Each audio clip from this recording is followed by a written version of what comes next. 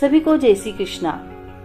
पुरुषोत्तम मास महात्म अध्याय 3 में हमने सुना श्री कृष्ण द्वारा अधिक मास के विनीत स्वर। आज अध्याय 4 में जानेंगे अधिक मास का भगवान श्री कृष्ण की शरण में आकर दीन वचन।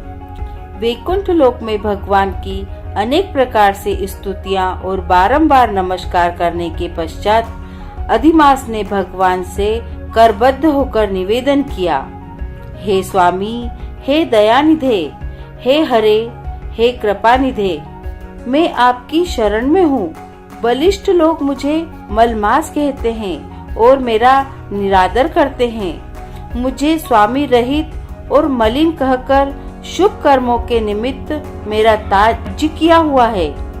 ऐसा कहकर मुझ दीन को अपनी श्रेणी से निकाल दिया है। ऐसा यहाँ आए हुए मेरी आप रक्षा क्यों नहीं करते?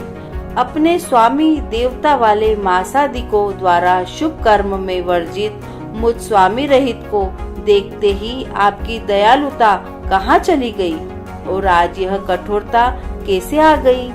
हे भगवान, कंस रूप अग्नि से जलती हुई वसुदेव की स्त्री देवकी की रक्षा जैसे आपने की, वैसे ही हे दीनवत्सल कहिए मुझ शरण आए कि आज कैसे रक्षा नहीं करते?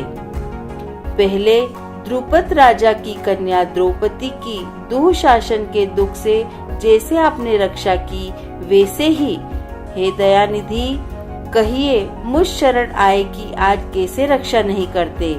यमुना में कालिया नाग के विष से गो चराने वालों तथा पशुओं की आपने जैसे रक्षा की, वैसे ही हे दीन वत्सल कहिए मुझ शरण की आए कि आज कैसे रक्षा नहीं करते? पशु और पक्षियों को पालने वाले एवं पशुपालकों की स्त्रियों की जैसे पहले व्रज में मगध देश के राजा जरासंध के बंधन से राजाओं की जैसे रक्षा की, वैसे ही हे दीनवत्सल कहिए मुझ शरण आए कि आप कैसे रक्षा नहीं करते?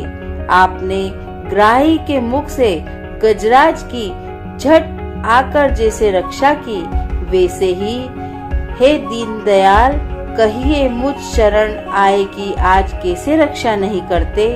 श्री नारायण बोले, इस प्रकार भगवान को कह स्वामी रहित मलमास आंसू बहाता हुआ मुख लिए जगतपति के सामने चुपचाप खड़ा रहा।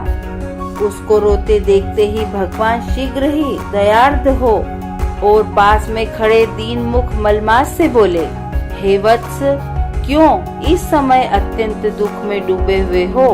ऐसा कौन बड़ा भारी दुख तुम्हारे मन को है?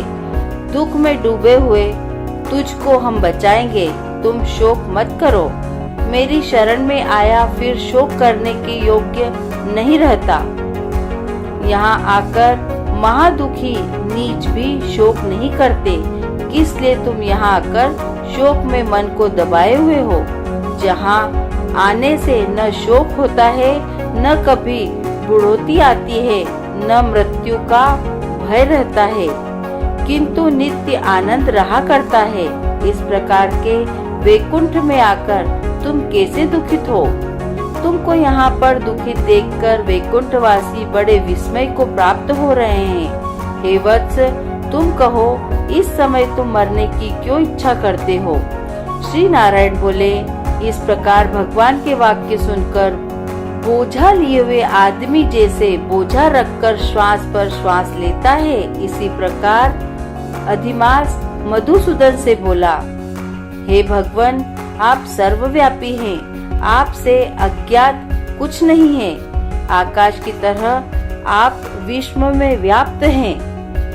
चर अचर में व्याप्त विष्णु आप सबके साक्षी हैं, विश्व भर को देखते हैं। विषय की सन्निधि ने भी विकार शून्य आप में शास्त्र मर्यादा के अनुसार सब भूत स्थित है।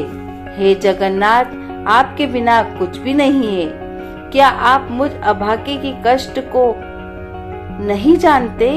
तथापि हे नाथ, मैं अपनी व्यथा को कहता हूँ। जिस प्रकार मैं दुख जाल से घिरा हुआ हूँ, वैसे दुखित मैंने न कहीं देखा है और न सुना है।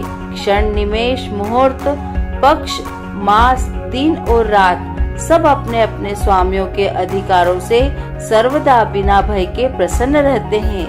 मेरा न कुछ नाम है, न कोई अधिपति है, न मुझको कोई आश्रय है। अतः क्षणाधिक समस्त स्वामी वाले देवों ने शुभ कार्य से मेरा निरादर किया है। यह मलमास सर्वदा त्याज्य है, अंधा है, गर्त में गिरने वाला है, ऐसा सब कहते हैं। इसी के कारण से मैं मरने की इच्छा करता हूँ, अब जीने की इच्छा नहीं है।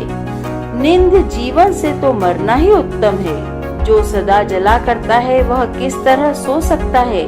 हे महाराज, इससे अधिक मुझको और कुछ नहीं कहना।